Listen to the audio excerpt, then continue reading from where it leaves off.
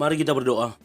Bapa Sorgawi, Bapa yang kami sembah dalam nama anak-Mu Tuhan Yesus, sungguh kami sangat bersyukur, berterima kasih kepadamu Bapa untuk segala kasih, kebaikan, kemurahan Tuhan yang masih Tuhan berikan kepada kami sampai dengan pagi hari ini, di mana kami boleh tidur dengan tenang, bangun dengan selamat pada pagi hari ini tanpa kekurangan suatu apapun.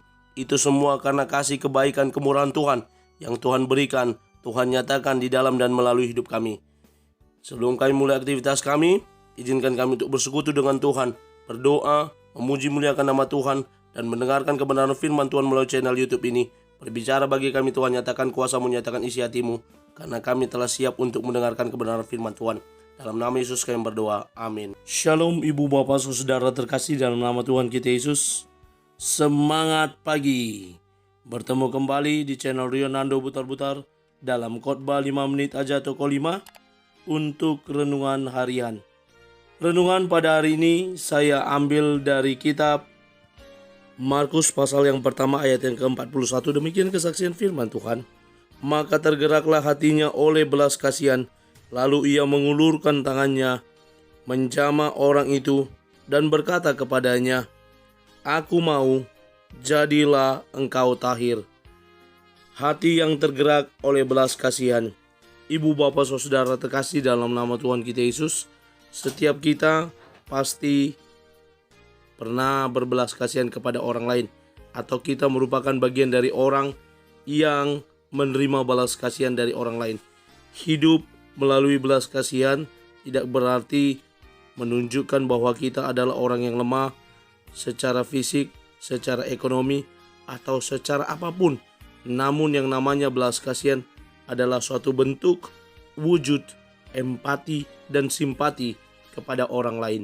Itu pula yang terjadi dalam nats ini, bagaimana Tuhan Yesus sedang berbicara dengan seseorang yang mana dia mengharapkan belas kasihan daripada Tuhan, yang mana dia berharap untuk disembuhkan, untuk ditahirkan dari sakit penyakitnya, di mana dia menyembuhkan seorang yang sakit kusta, seorang yang memohon bantuannya, "Kalau engkau mau, engkau dapat mentahirkan aku." Inilah permohonan, inilah harapan dari seorang yang sakit kusta ini. Dan ketika Tuhan Yesus melihat, maka tergeraklah hatinya oleh belas kasihan. Lalu Tuhan Yesus mengulurkan tangannya, menjamah orang itu dan berkata kepadanya, "Aku mau, jadilah engkau tahir." Dan seketika itu juga penyakit kustanya itu tahir dari tubuhnya. Bagaimana kuasa Tuhan nyatakan melalui orang tersebut, di mana ia yang tergerak hatinya oleh belas kasihan dan mau menolong orang yang sakit kusta tersebut. Ibu bapak saudara terkasih dalam nama Tuhan kita Yesus, kita adalah orang juga yang telah menerima, orang-orang yang telah menerima belas kasihan daripada Tuhan. Bagaimana kasih Tuhan atas hidup kita.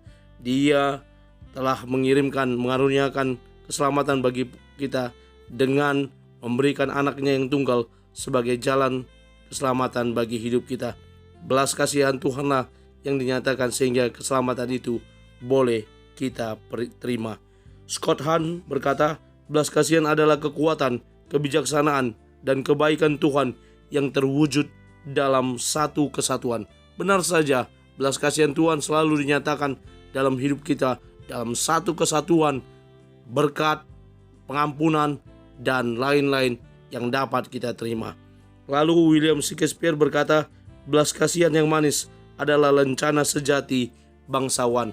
Seharusnya orang-orang yang telah menerima keselamatan, menerima anugerah, menerima belas kasihan daripada Tuhan, hidupnya pun penuh dengan belas kasihan, sehingga orang lain juga dapat memperoleh belas kasihan daripada Tuhan melalui hidup kita.